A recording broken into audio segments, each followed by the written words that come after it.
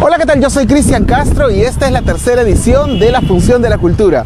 En esta oportunidad vamos a empezar por el Paseo de los Héroes Navales. Vamos a ver cuánta historia hay en esta zona y sus alrededores.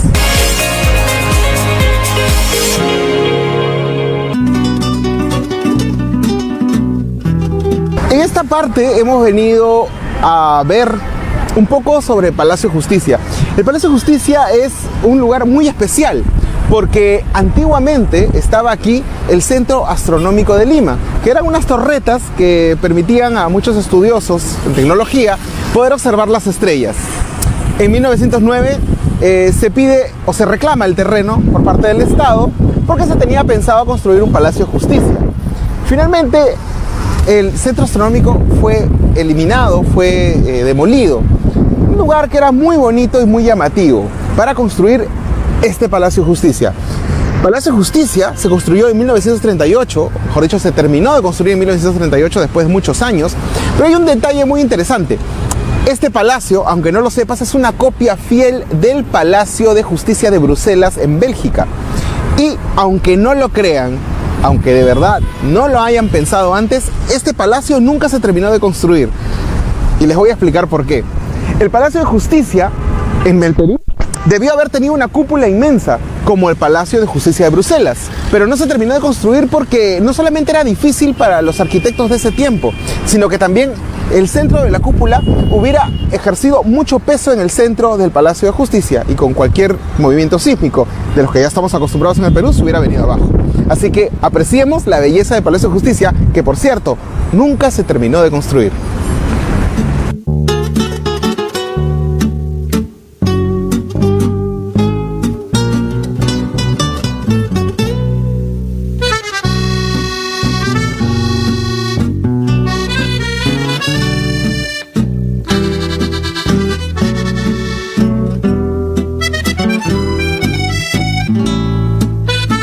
Ustedes que viven ahora en el siglo XXI y que conocen esta zona como un gran centro comercial y un hotel muy lujoso, no saben que en el pasado toda esta manzana fue una cárcel. Efectivamente, era la cárcel El Panóptico. Una cárcel muy popular porque era una de las más grandes que tenía Lima.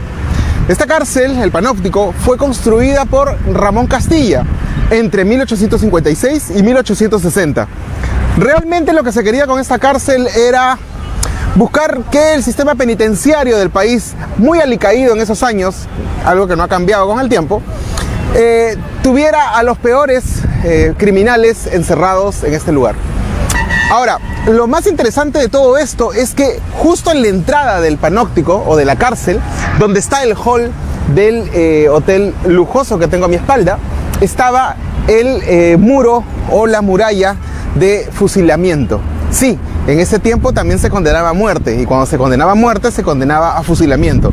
Y justo en la entrada estaba esa muralla donde se fusilaban. Estaba llena de huecos de bala y ahí caían los que estaban condenados a muerte.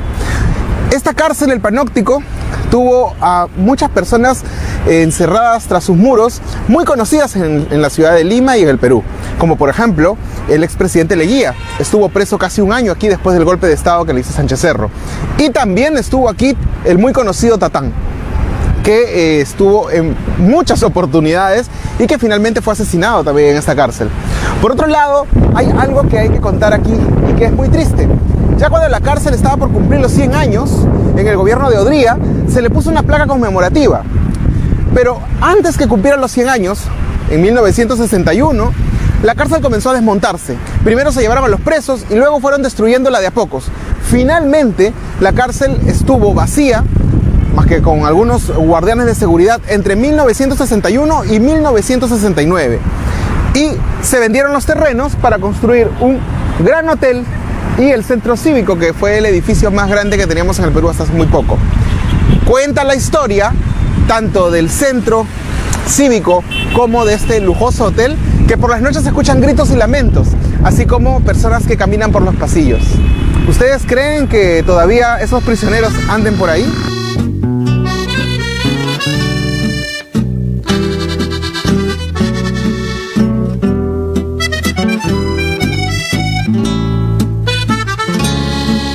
Estamos en una parte de este parque muy interesante porque esta es la casa al final del paseo naval y es la Casa Roosevelt. Casa Roosevelt porque estaba cruzando la avenida Roosevelt, pero en realidad se llamaba el edificio Rimac. El edificio Rimac fue construido entre 1924 y 1929 con un estilo afrancesado único. Fue el primer edificio por departamentos en construirse con el boom de la explosión de construcciones del gobierno de Leguía.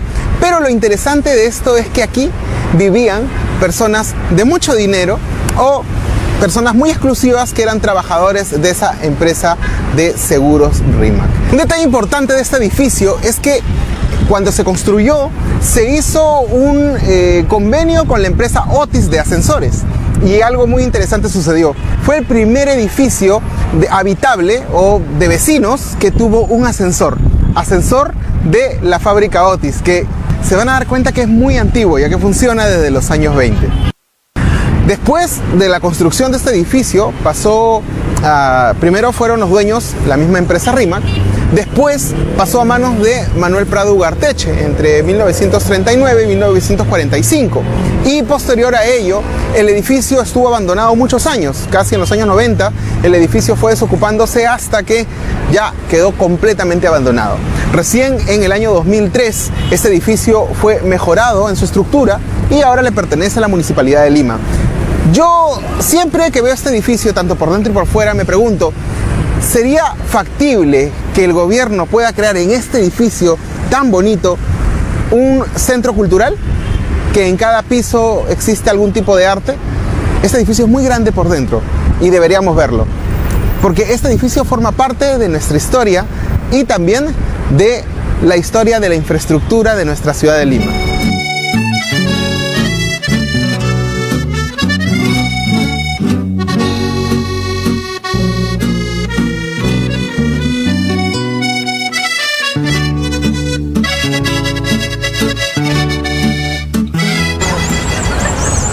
Hemos llegado a Plaza Francia, que es un lugar bien interesante y que durante el tiempo ha ido cambiando.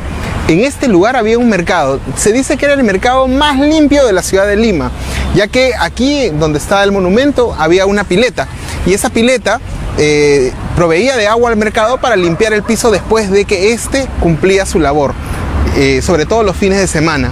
Posteriormente, cuando el Perú cumple 100 años de independencia, el gobierno de Francia le regaló el Gran Rosetón a esta iglesia. Quiere decir que estas torres y ese espacio de ventanas central fue regalado por el gobierno de Francia cuando el Perú cumplió 100 años de independencia y finalmente esta iglesia se convirtió en un estilo gótico, estilo que hacía muy característica a la Plaza Francia, ya que es una de las iglesias más peculiares del centro de Lima. Y debido a esta única iglesia que tiene influencia gótica, esta decoración del rosetón hacía muy especial al portón principal.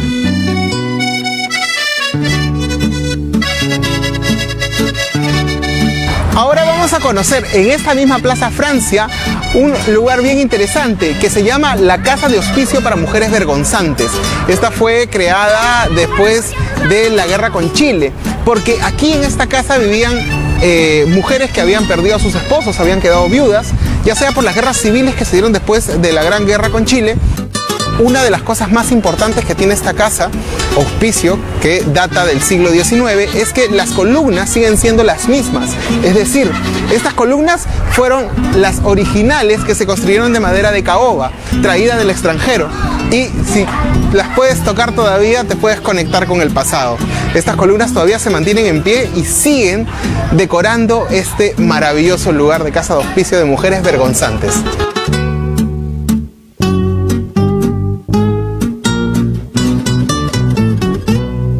Era infaltable que en la Plaza Francia no se hable de Berganzé du Petitoir. Y es que Petitoir fue una persona muy importante para la ciudad de Lima. Posteriormente vamos a ver un monumento que tiene Petitoir con una dama a la que le está dando la mano, y eso se encuentra en el Parque Cervantes. Pero esta placa en la Plaza Francia lo que nos habla es que el Perú, el Estado peruano, le agradece a Berganzé du Petitoir de que durante la guerra con Chile él amenazara a las tropas chilenas, sobre todo al general Lynch, de decirle que no se atreva una vez que ingrese a Lima, no se atreva a incendiar la ciudad. Porque si eso pasara, Francia tendría que entrar a la guerra. Y si así fuera, la historia hubiera sido distinta. Es por eso que esta plaza, Francia, tiene esta placa que conmemora agradeciéndole a Petit-Thouars sobre la labor que hizo contra el ejército chileno.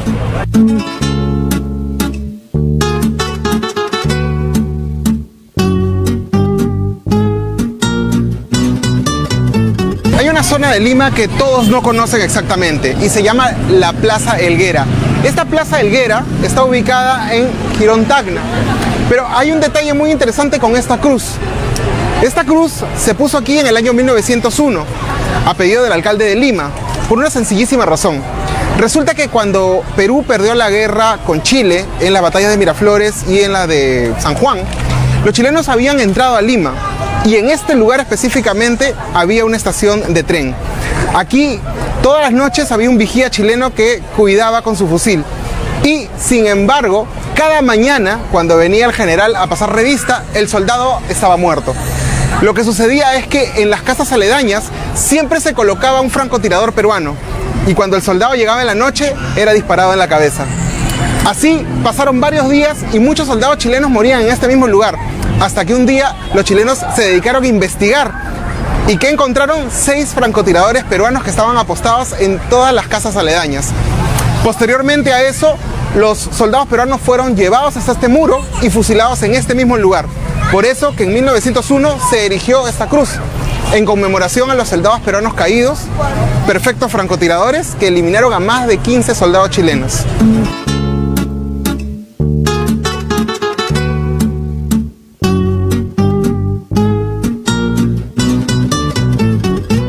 Hay muchas historias interesantes sobre esta torreta de la Catedral de Lima y les voy a contar la primera. Resulta que en los años de 1746, 1760, existió un señor en Lima llamado Santiago de Cárdenas, que le decían el pajarero o más conocido como Santiago el Volador.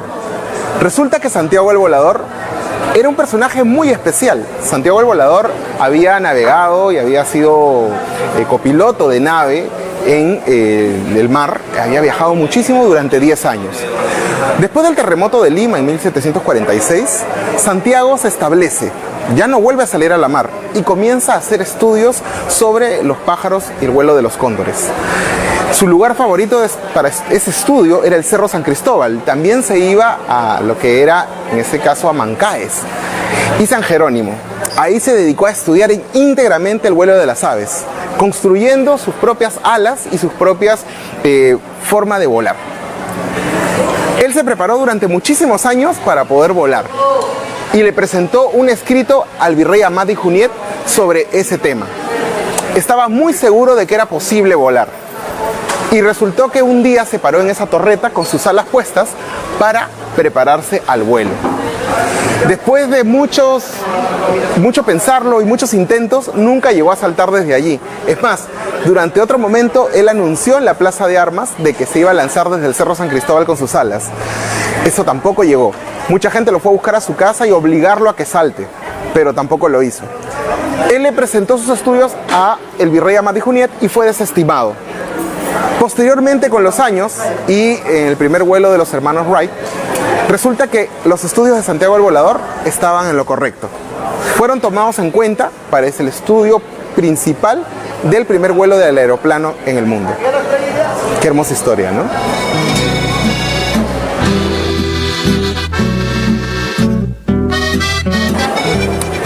Hay una historia más sobre esa torreta de la catedral y es muy interesante, así como oscura también. Resulta que es la historia de los 4 hermanos Gutiérrez: Tomás, Silvestre, Marceliano y Marcelino, quienes le hicieron un golpe de estado a Balta para evitar que Pardo y Lavalle tome el poder. ¿Y eso por qué? Porque Pardo y Lavalle era el primer presidente civil y ellos como militares pensaban que iban a perder seguramente algunas cosas que les ayudaban mucho en su carrera militar.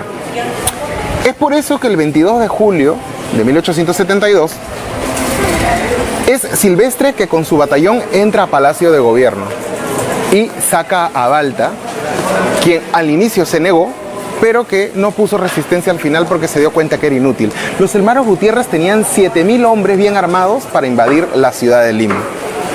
Por ese motivo era que los hermanos Gutiérrez estaban muy seguros de tomar el poder y poder ser presidentes, al menos uno de ellos.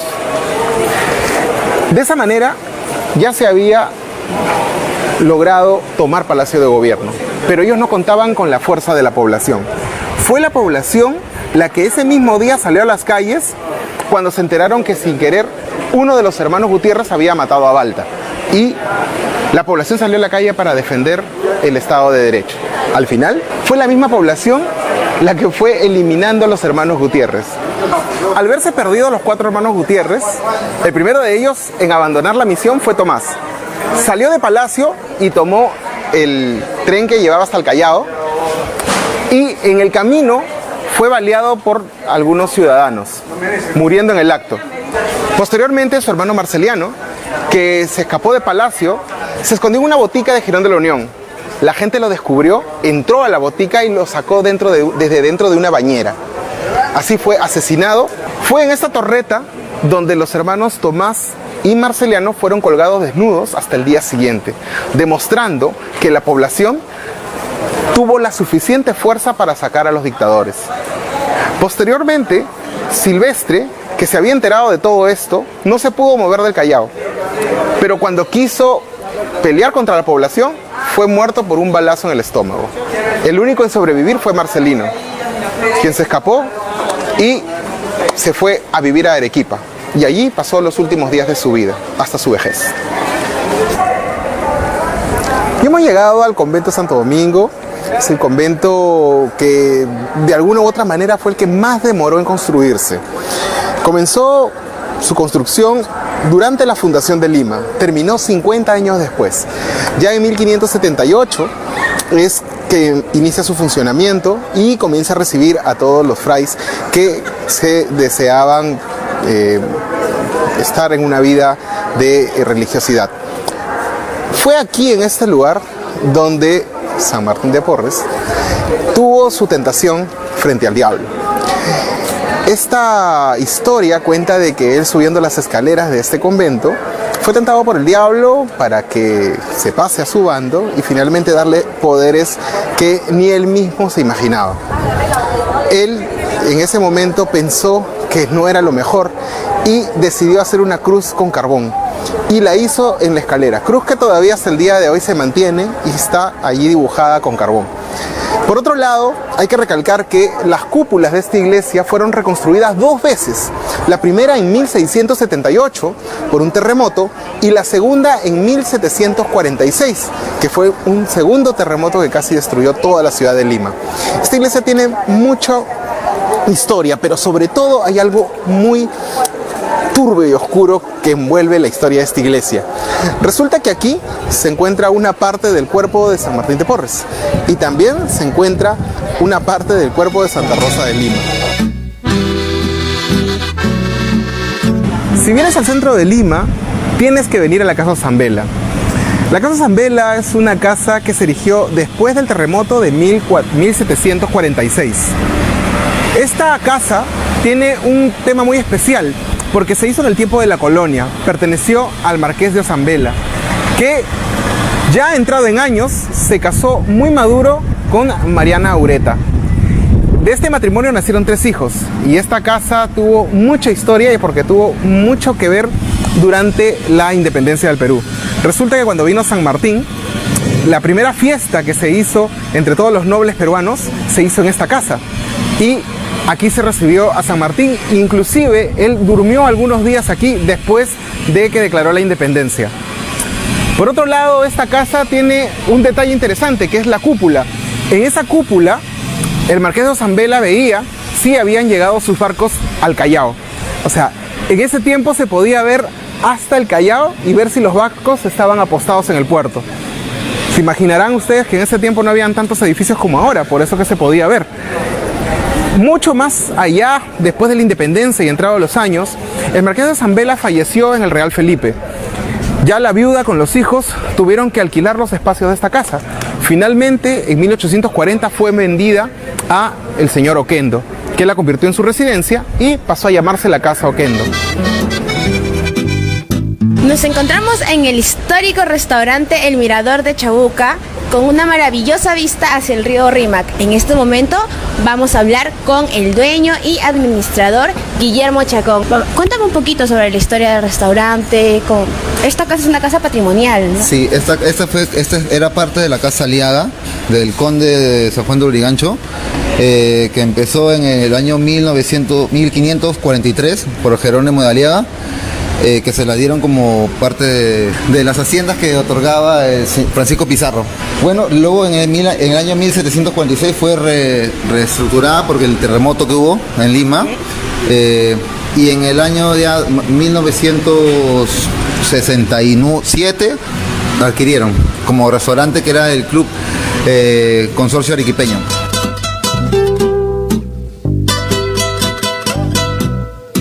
¿Cuántos años tienen los balcones? Este balcón debe tener como 200 años. Para mantenerlo como si estuviese hecho ayer, 9.000 soles al año. Claro, porque tienen que hacerle dos pulidas al año. Y el color es natural, no usan colores, es color de madera.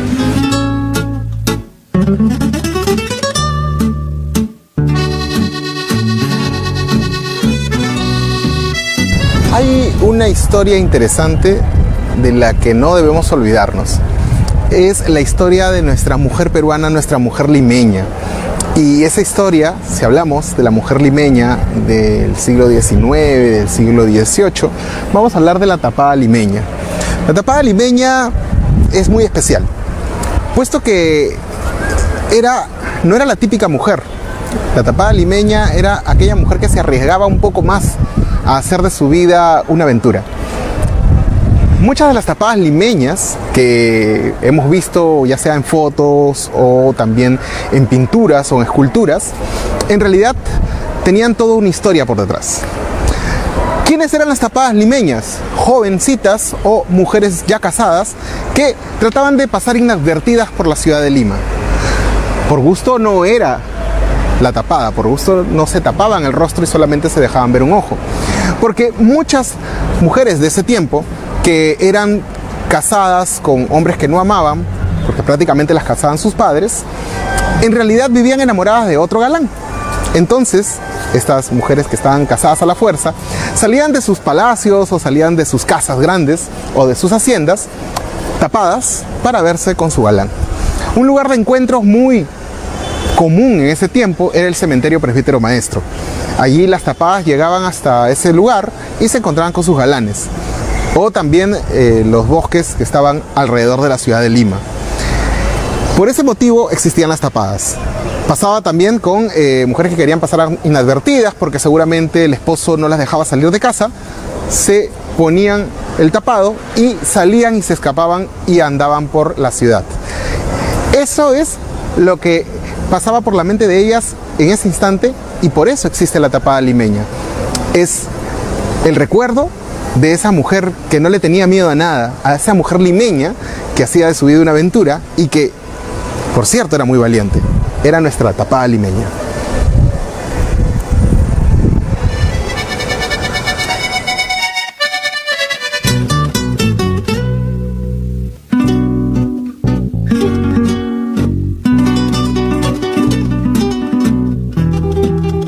Estamos en el templo de Jesús, María y José.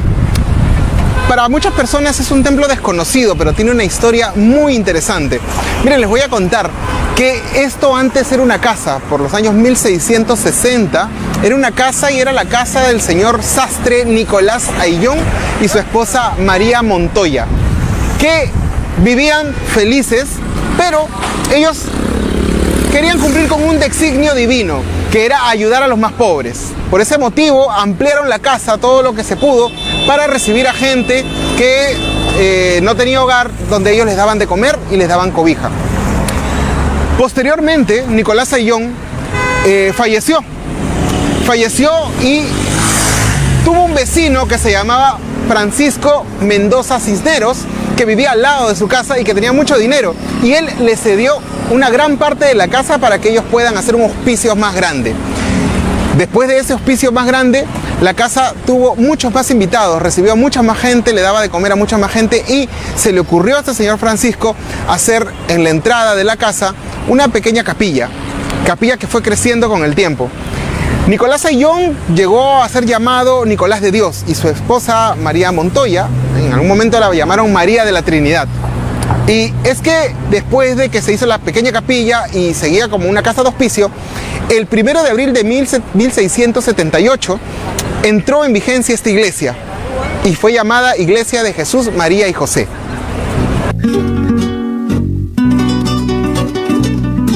Esta iglesia es la iglesia de San Agustín, una de las iglesias más emblemáticas de Lima porque ha sido la iglesia que más veces se ha destruido y se ha reconstruido. Esta iglesia se construyó por primera vez en 1573, una iglesia con 2 torres y con una roseta central. Pero se preguntarán por qué no se encuentra esa roseta ni tampoco las torres. Les comento. La primera vez que esta iglesia se destruyó fue en 1746, el gran terremoto de Lima, y tuvieron que volverla a construir y volver a construir las torretas. En 1895, a causa de la guerra civil entre caceristas y pierolistas, tuvieron una batalla súper cruenta en esta parte de la ciudad, donde una metralla que apuntaba desde esa calle destruyó toda la torreta y se la trajo abajo otra vez. En 1908 esta iglesia volvió a ser reconstruida, pero esta vez ya no le hicieron la torreta, solamente se encargaron de la roseta central y sin torretas. Supongo porque pensaron en ese tiempo que seguramente con el tiempo volvía a destruirse, pero no. La iglesia desde 1908 se mantiene tal cual como la vemos ahora. Esta es la iglesia de San Agustín.